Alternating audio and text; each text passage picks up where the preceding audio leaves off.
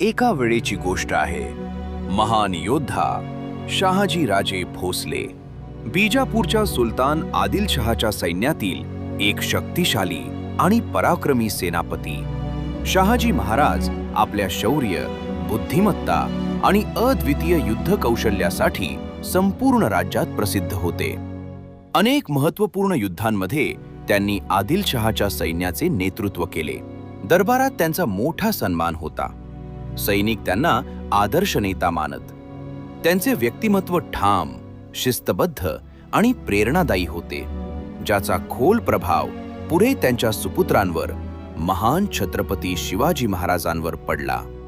बीजापूरच्या आदिलशहांच्या दरबारात त्यांच्यासमोर सर्वजण सन्मानानं मस्तक झुकवत. एकदा शहाजीराजे भोसले आपल्या पुत्र छत्रपती शिवाजी महाराजांसह आदिलशहाच्या भव्य दरबारात पोहोचले. सर्वांनी सन्मानानं डोके वाकवले, पण लहानसे शिवाजी निर्भय, निडर, ताठ उभे राहिले. हे दृश्य पाहून शहाजीराजेही क्षणभर आश्चर्यचकित झाले आणि दरबारात कुजबूज सुरू झाली. स्वतः आदिलशहा देखील थक्क झाले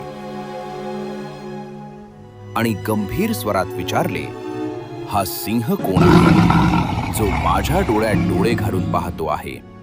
क्षणभर शांतता पसरली आणि उत्तर घुमले, तो कुणी साधा बालक नाही, ते आमचे छत्रपती शिवाजी महाराज आहेत. धैर्य, स्वाभिमान आणि शौर्याचे जिवंत उदाहरण, ज्यांच्या नावानेच शत्रू थरथर कापू लागतात.